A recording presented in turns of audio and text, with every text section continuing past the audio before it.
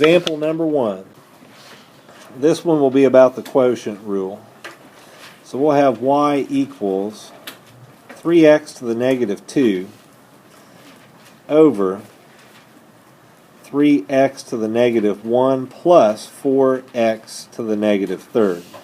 And we have to find the derivative. You need to use the quotient rule.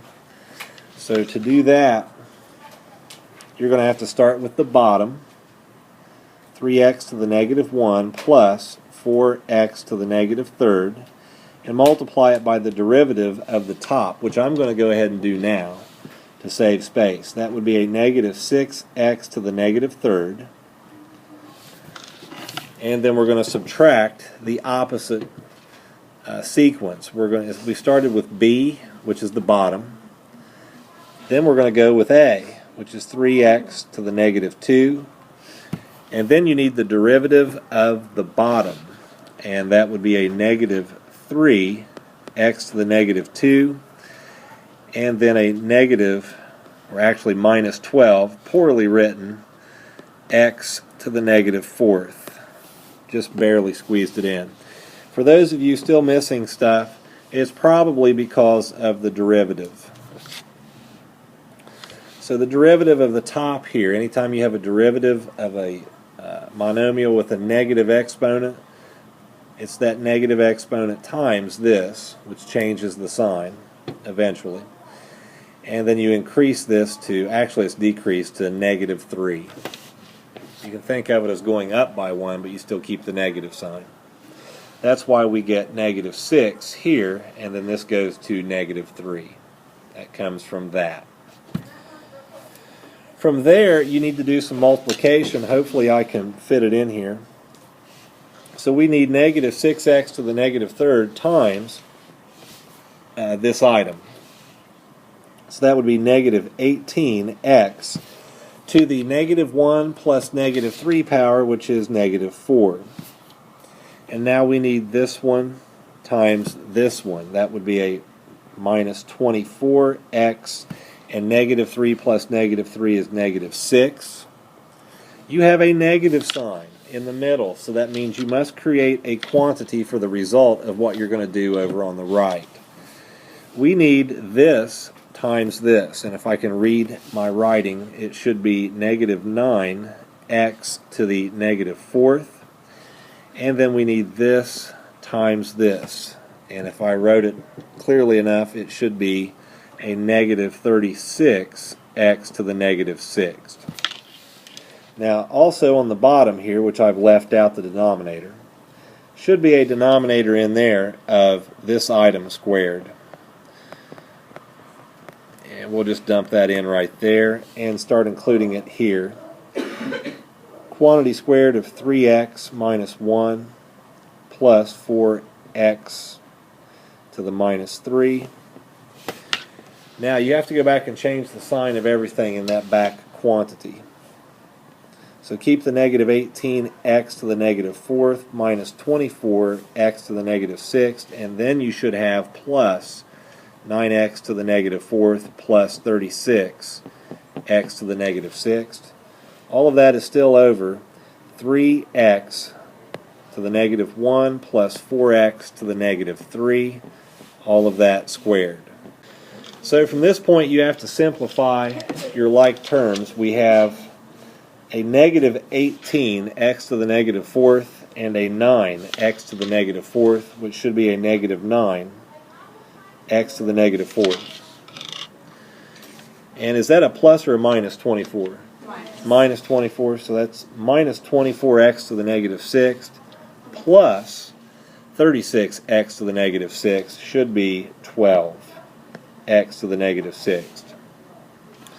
And then all of that is still over 3x to the negative 1 plus 4x to the negative 3, and the quantity squared. On the top, we're going to go ahead and leave that the same for right now. Negative 9x to the negative fourth plus 12x to the negative sixth. And on the bottom, you have to use the FOIL method. So you're going to have 12x to the negative fourth. And you should notice that there's a pattern to the FOIL method if you didn't know it by now. You square the first term, you square the second term, then you need twice of the two multiplied together in the middle. So on the back end, you would have 16x to the negative sixth. And then in the middle, 3 times 4 is 12. Double that, you're going to get 24. And then you have x to the negative first, x to the negative third. That's x to the negative fourth. And it's all going to be plus all the way through. Terrible, terrible, terrible mistake. This should be 9. That's a 9. Also, it should be negative 2 on the exponent. My mistake. This is what we just changed. That's a negative 2. It still looks like a 4. It should be a negative 2. Now on the top, what you can look at is a negative 9 over x to the fourth, and then plus 12 over x to the sixth. You can do that. And then on the bottom, you can have 9 over x to the second plus 24 over x to the fourth, and then plus 16 over x to the sixth. Now all of this may look really strange, but there is a way you can simplify this. It's just adding fractions, but you need common denominators. So in order to get a common denominator here, you have x to the fourth and x to the sixth on the top. A common denominator, you could leave the x to the sixth alone and multiply this by what? What would I multiply this by to get x to the sixth? X squared, yes. So then if I do that to the bottom, I would have to do that to the top. I may be able to fit this in on this side of the screen, hopefully.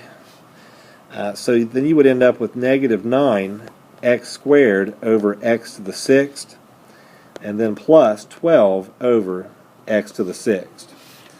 Now on the bottom, we have x to the sixth, x to the fourth, x squared. We're not going to knock any of them down. We want to take the highest one and use that as the common denominator. What would I multiply this one by to get x to the sixth?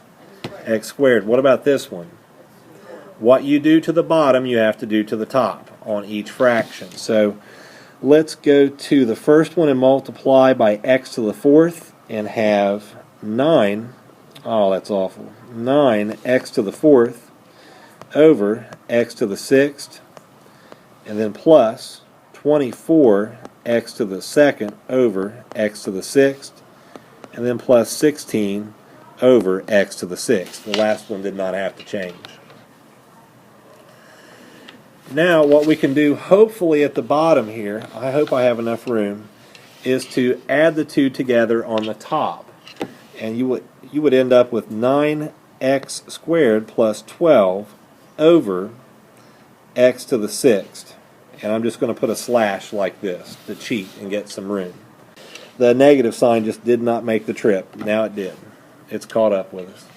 And then on the bottom side, you'll have 9x to the fourth plus 24x to the second plus 16, all of that over x to the sixth. Remember, the reason we're doing this is so that we can get rid of those negative exponents and also not have fractions in a numerator and in a denominator.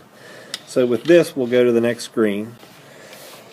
Alright, on the new screen here, we're going to divide by the bottom fraction, so we should have negative 9x squared plus 12 over x to the sixth, and then multiply that by x to the sixth over 9x to the fourth plus 24x squared plus 16. What cancels out? X to the sixth. Okay. Gone. So we're left with negative 9x to the second plus 12 over 9x to the fourth plus 24x squared plus 16. There is no number that will go into all of those items, top and bottom, and there is no variable either that you can take out. So this would be the final result.